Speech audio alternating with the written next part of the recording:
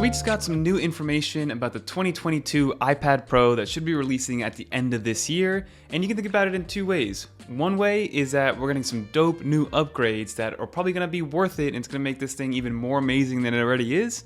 But on the other side, get ready to pull out all that money out of your wallet. Let's talk about it.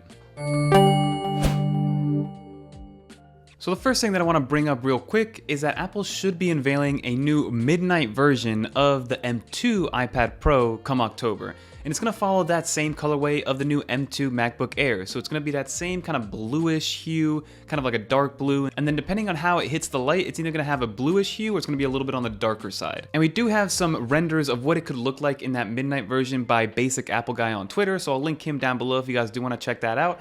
But he came up with two different renders for this iPad Pro. One of them was, again, that nice midnight color, which I personally love, but at the same time, we've seen that thing smudges like crazy with fingerprints. So he also included one that has those smudges and those fingerprints on there, which I thought was kind of funny, and I love those comical kind of renders. But if it does come in this midnight color, and if it is that same kind of material as the M2 MacBook Air, then that thing is going to smudge like crazy. So get yourself a little microfiber cloth to make sure that you get those smudges out of the way. But one of the biggest changes that you might not really see unless you use it, but it's going to change it from a functional standpoint. So since 2015, when the original iPad Pro released, it always had some version of that 3-pin connector. From 2015 to 2018, it had the pin connector kind of on the side railing of it, so it could use that origami style keyboard that either you loved or you hated. But then in 2018, with the new redesign of the iPad Pro, Apple moved the 3-pin connector to the back side of the iPad Pro, which allowed us to use the slim folio keyboard case and then eventually the Magic Keyboard, which released in 2019. And a lot of people were upset of this change because obviously when they moved from that 2015 design language to the 2018 design language, that meant that you had to get a brand new keyboard. And even back in 2015, that like origami style keyboard with only one viewing angle was, I still believe, $160 for the 12.9-inch iPad Pro, which was kind of pricey for an accessory to something that wasn't even a computer at that time. So then in 2018, Apple released the Slim Folio keyboard, which had 2 viewing angles and connected via the rear 3-pin connectors on the iPad Pro, and that one also was $180 and $200 respectively, depending on the 11-inch iPad Pro or the 12.9-inch iPad Pro. And then in 2019, Apple released the Magic Keyboard, which was, again, an even more expensive version. It was $300 for the 11-inch and then $350 for a keyboard accessory for your tablet. So think about that for a second. But all of that was usable via the 3-pin connectors. Now, the 3-pin connectors were never for data pass-through. It was purely for charging accessories, and enough data pass-through for things like the Magic Keyboard and the Magic Trackpad when they introduced cursor support with 13.4. But when it comes to actual file transfers and things like that, the 3-pin connectors were not built for that. So in comes the next rumor that we're supposedly getting with a 2022 iPad Pro. So Apple is going to forego the 3-pin connector. And then according to Mako Takara, we're supposed to be getting 4-pin connectors on the iPad Pro. And not just one 4-pin connector on the same location, we're supposed to be getting 2 4-pin connectors on each side of the iPad. Now this can mean a bunch of different things. So we believe that these extra pin connectors are for data pass-through and for developers and app creators to be able to take advantage of the Thunderbolt capabilities of the iPad Pro. So having extra pin connectors in more surface contact area will allow for actual data pass-through for new peripherals to be able to be used. And with the update to iPadOS 16, developers can now use DriveKit to build drivers for the actual iPad Pro, which means keyboard accessories and trackpad accessories that weren't made by Apple can now probably adopt that same feel and functionality that Apple intended the iPad Pro to have with the Magic Keyboard and then also with the Logitech Folio. But companies like Bridge and other third-party companies which couldn't really get that trackpad experience down on the iPad Pro will now have an easier time with DriveKit enabled, but it's probably going to be only on this new 2022 iPad Pro with those, I guess, 8 pin connectors on the rear of the iPad Pro. So now, what does that mean for the 2021 M1 iPad Pro owner today? Does that mean that the Magic Keyboard won't work with the new iPad Pro generation that's coming out, or will it still work just at a lesser capacity, right?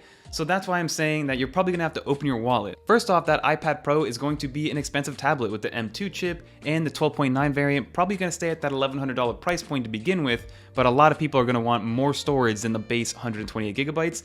And then are they gonna have to create a new Magic Keyboard? Will your $350 accessory that you might have just bought less than a year ago now be obsolete with this new iPad Pro? It would piss a lot of people off, but we've seen Apple do, worse when it comes to transitioning to new accessories and new peripherals. And people are eventually just gonna buy it anyway. So that's probably Apple's mindset, which is probably not the best mindset to have, but just keep in mind that there might be a situation where you have to buy not only a new tablet, but now your accessories that were working with the last iPad will not work with this new iPad, and then Apple's gonna have to give us a new Magic Keyboard. There is a little bit of glass half full in me when it comes to the 4 or the 8 pin connectors on the rear of the iPad. I'm hoping that it still aligns with the 3 pin connectors on the Magic Keyboard, so it still technically works with the Magic Keyboard. It just won't have maybe data pass-through capabilities or drive kick enabled, applications and things like that. Versus if you get the new Magic Keyboard, which will probably be $400 at this point, who knows, that will allow you to take advantage of an extra Thunderbolt port or more data pass-through capabilities. So keep that in mind. Again, these are all rumors. Apple has not officially announced anything, but patents suggest that this is going to be coming to the iPad Pro. So now that we've spoken about the M2 iPad Pro and then the potentials for a new Magic Keyboard, let's talk about the Apple Pencil 2. The Apple Pencil 2 has been out since that 2018 redesign of the iPad Pro, and thank goodness they redesigned it, because the original implementation of the Apple Pencil 1 with the iPad Pro, the 2015 model, was very weird. I don't know how anybody in their right mind approved for that to happen. It was such an easy way to break, it kind of just stuck out. I don't know, the charging situation wasn't great. You didn't have to charge it too often, but when you did, it was pretty inconvenient. So then Apple Pencil 2 came in with that new design, with that magnetic charging on the top side or side of the iPad Pro, and it was a great kind of little synergy that we had with the Apple Pencil 2. And with each iteration of iPadOS 13, 14, 15, the Apple Pencil got some nice new little upgrades. Again, it's not an amazing upgrade list, you basically just got a little bit extra customization. And right now there's only really 4 things you can do from a shortcuts perspective with the Apple Pencil 2. And those 4 options are with the double tap feature, and it lets you switch between the current tool and the eraser, from the current tool to the last tool. You can also double tap to show off the entire color palette, and then you can also just completely turn it off. I always leave it to switch between current tool and eraser, but that's just my personal preference. And from a shortcut standpoint, that's the only thing we got. So now there's a new patent that Apple was just awarded, indicating that there's going to be some extra functionality with the Apple Pencil. Starting with that double tap feature. Now we'll be able to not only use that double tap feature, but program it to whatever we want to program it to. And then also there's going to be a triple tap feature. Now again, we're not sure if Apple's going to let us launch any application we want, or if it's just going to be something that we can program inside of the Notes application for different tools and things like that. But at least we're getting another form of shortcut with a triple tap on the Apple Pencil. Another interesting tidbit about that patent is that there's going to be the ability for sliding and rolling gestures on the Apple Pencil. So what this means is you're going to be able to slide your finger up and down the Apple Pencil to have certain things change. So for instance, I can see this implementation happening by sliding your finger up and down to maximize or minimize the scope or the size of an Apple Pencil tip, right? Or maybe the harshness or opacity of an Apple Pencil tip as well. So those are all things that could be implemented, or maybe even to change the volume up and down and use it kind of as a remote for your iPad Pro. So these are all different implementations that could be used with a sliding gesture on the Apple Pencil 2. And then lastly, in the patent, this little section is probably Apple just covering themselves for any sort of application for the Apple Pencil. There's some lingo in that patent that states that it can be used as a memory swap, to house some more SSD storage, right? To have an on-off switch, to be used as a biometric sensor, to have speakers built into it. So it's basically saying that the Apple Pencil can act as an additive computing device on top of the iPad Pro to add maybe extra storage or extra memory, or like it says there, to be used as a shutter button when using the camera and things of that nature. So I don't think that's going to really come to an Apple Pencil 3 anytime soon, but just Apple's saying that, hey, if we want to create it, you can't do it, only we can create it with this patent that was awarded to us. So in reality, I do believe we might get those extra gestures like the triple tap and the sliding up and down, with all the other ones being more novelty. But then that begs the question, is this going to be a new Apple Pencil 3? Or is these going to be updates that is already built into the Apple Pencil 2 and can be just turned on with a software update or a flip of a switch on Apple's side?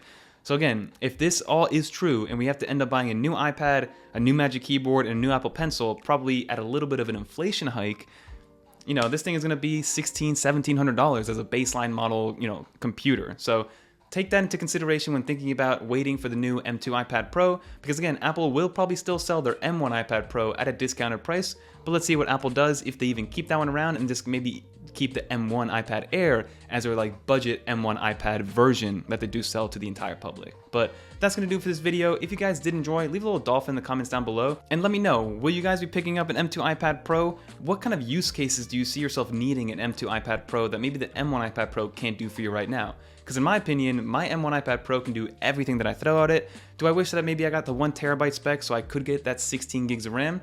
I do wish I went with the 16 gig of RAM version and the 1TB of storage, But for right now, even with 8 gigs of RAM and only 128 gigs of baseline storage, my iPad Pro handles everything that I throw at it and then some. So it's my content consumption machine, my video game console of choice, my video editing machine, my thumbnail editor, my Microsoft Office, computer that I use on a daily basis. So the iPad Pro is my computer of choice. So Apple's got to really wow me with the M2 iPad Pro if they want me to completely get rid of everything and kind of adopt all the new hardware that they're bringing with the M2 iPad Pro. But like I said, that's gonna do it for this video. If you guys wanna watch some more videos like this, click on one of these 2 videos right here. But until next time, I'm Fernando, and I'm out of here.